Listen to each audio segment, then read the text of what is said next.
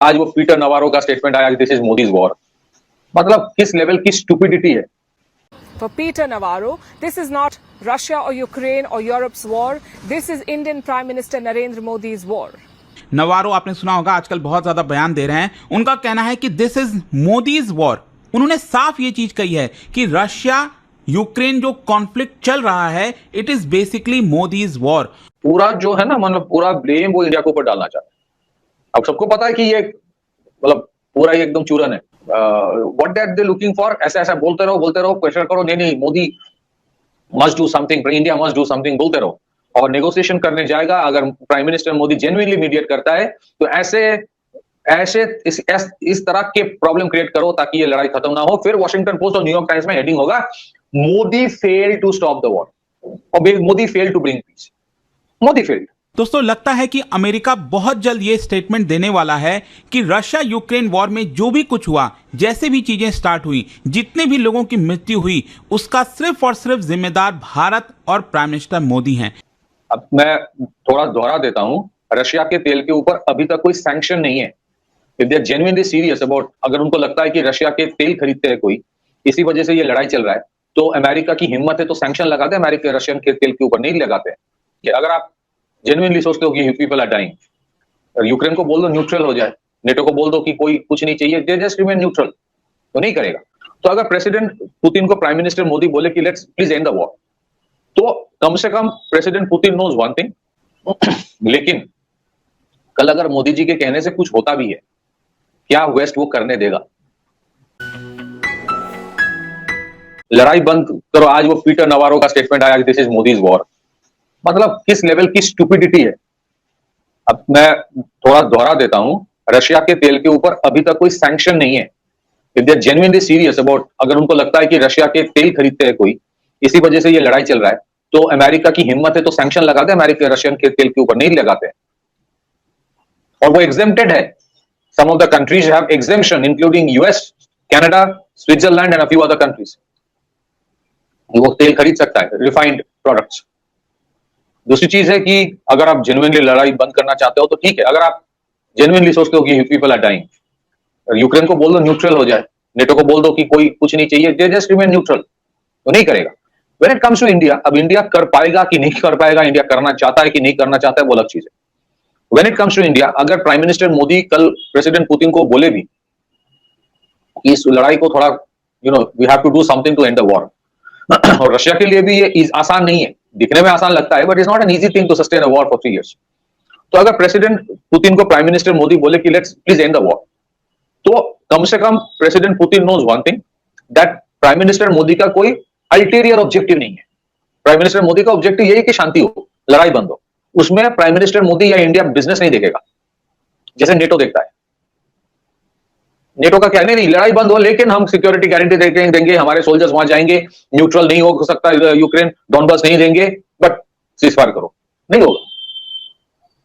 So this is one thing कि अगर Ukraine से भी बोला जा रहा है कि India should do more to end the conflict, कहीं ना कहीं some people may have advised Zelensky also कि इंडिया का कोई पर्सनल स्टेक नहीं है।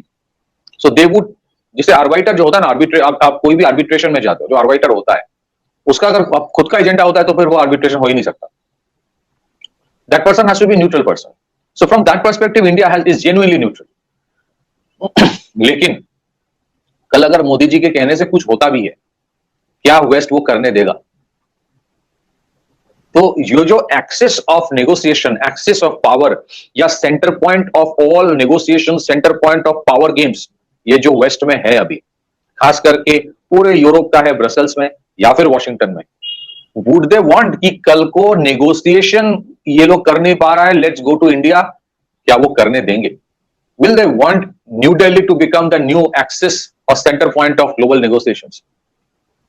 और खास करके अभी जब वैसे ही the world is looking in ओ कि यार 50% टैरिफ लगा दिया, उसके बाद भी India is defiant and steady, तो ये करने नहीं देगा।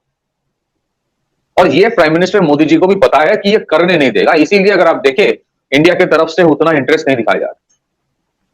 हाँ, यूक्रेन अगर बोल रहा है कि we want to talk, please talk, yes we are willing to. ऐसा नहीं कि हम हाथ ऐसे करके बैठे हैं, we want.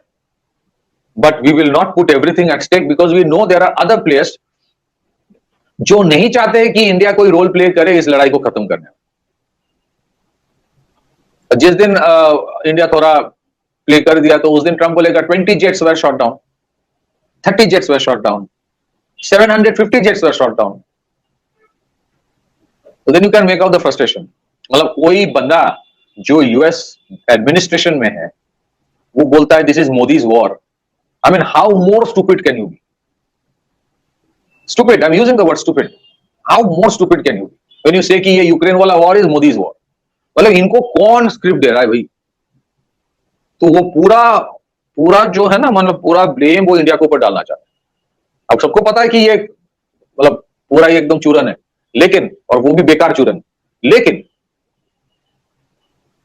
What that they looking for, ऐसा ऐसा बोलते रहो, प्रेशर करो, नहीं नहीं Modi must do something, India must do something, बोलते रहो।